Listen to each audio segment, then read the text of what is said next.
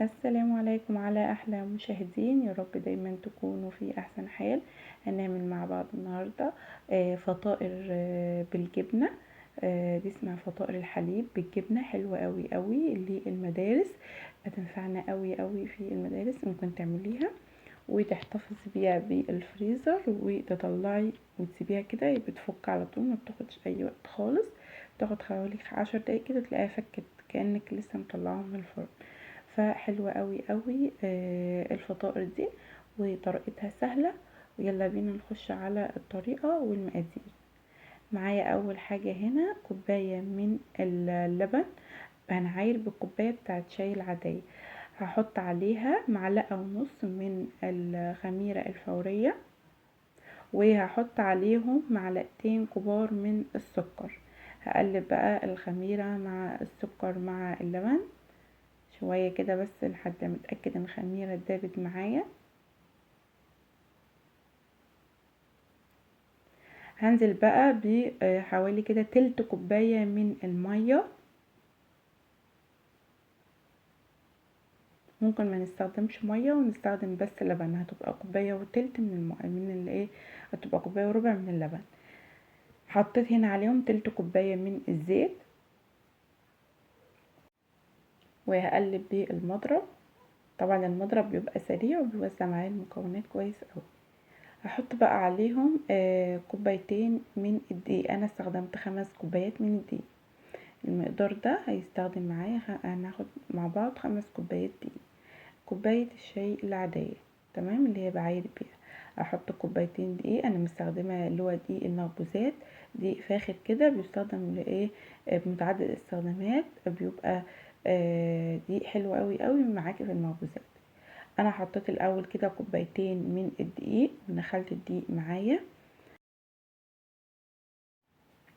هقلب بقى الدقيق بالمضرب عشان اتاكد كده ان هو مفيهوش اي تكتلات. ليه انا بحط كوبايتين دقيق وبقلبهم الاول؟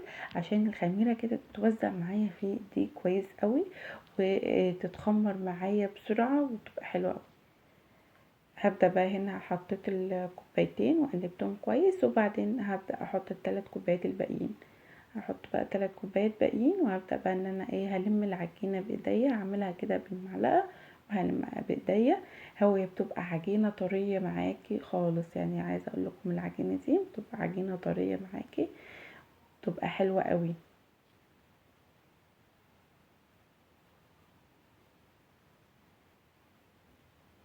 بس كده هقلب بس دي كده بالمعلقة شوية عشان يدخل معايا في العجينة، وبعد كده هبدأ الم العجينة بقى بايديا لحد ما تبدأ ما تلزقش في ايديا. طبعا العجينة لو بتلزق في ايدك على حسب نوع الدقيق، ممكن نزود معلقة دقيق او معلقة من الزيت. لو العجينة معاكي تمام مش خلاص مش محتاج، على حسب بقى نوع الدقيق اللي انت بتستخدماه انت بتظبطي العجينة معاكي. انا هنا محتاجتش اي حاجة خالص، العجينة لمت معايا على طول. هسيب بقى العجينة لمدة ساعة تتخمر. غطيتها وسبتها في الفرن كده بتاع البوتاجاز عشان مكان دافي يعني، وبتتخمر معايا على طول واخدت ساعة. بعد بقى عقبال ما تتخمر لمدة ساعة هنبدأ نعمل الحشوة اللي احنا هنستخدمها. انا معايا هنا جبنة قريش، استخدمت معلقتين حوالي 3 معالق كبار من الجبنة القريش، وحطيت عليهم فلفل فلفلاية حمراء على فلفلاية خضراء متوسطين كده صغيرين، قطعتهم قطع صغيرة وحطيتهم. وحطيت معايا هنا جبنة موتزاريلا. جبنة موتزاريلا هنا بتدي معايا طعم حلو قوي قوي للجبنة القريش.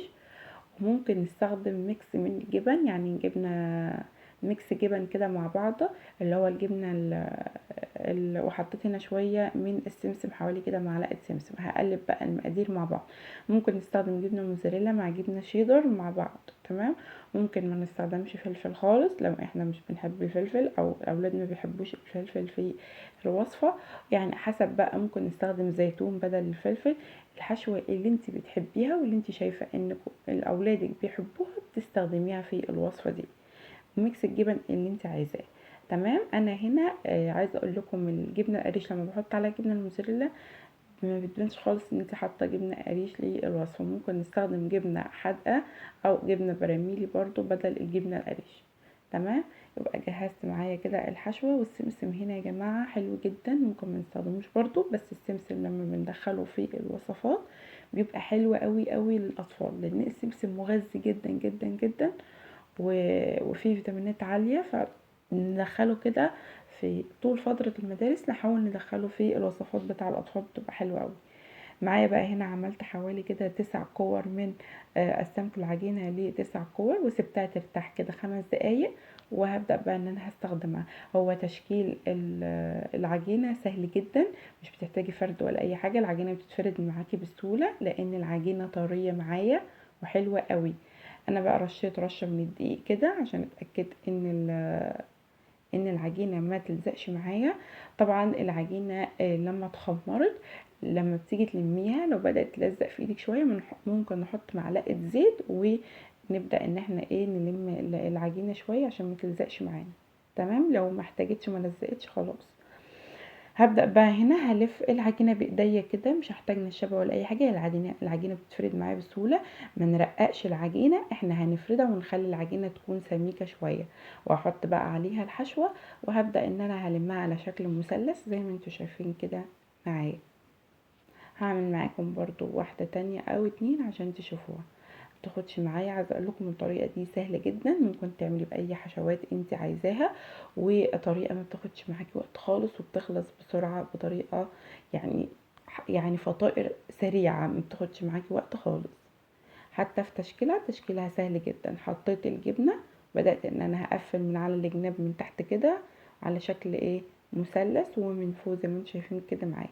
بضغط عليها بس ضغطه بسيطه كده، ببدا بس ان انا الم وخلاص كده بقت جاهزة معايا. وببدأ ارصها معايا في صينية، وبدخلها بقى الفرن على درجة حرارة 160 او 180، الافضل 160. بتاخد حوالي 10 دقايق معاكي في الفرن. حطيها على الرف في النص وتولعي الفرن من تحت وتسيبيها تستوي، واخر بس دقيقتين بنولع الشواية من فوق.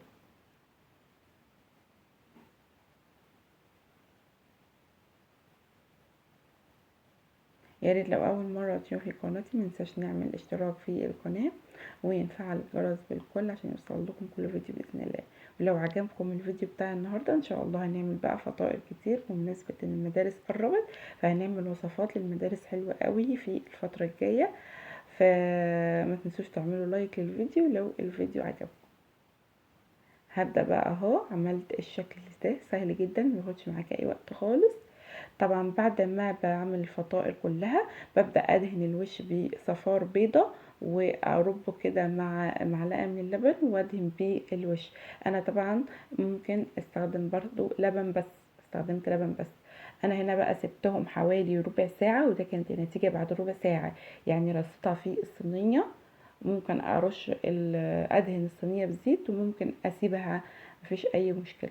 انا رشيتها يعني دهنتها دهن زيت خفيفة خالص كده، مسحتها بالمنديل ورصيت عليها زي ما انتوا شفتوا وسبتها لمدة ربع ساعة تتخمر قبل ما تدخل الفرن. دي مهمة جدا، احنا نسيبها تتخمر تاني قبل ما تدخل الفرن عشان تديكي نتيجة حلوة. بس رشيت بقى دهنت الوش كده باللبن وحطيت عليه شوية من السمسم، وهبدأ بقى هدخلها الفرن.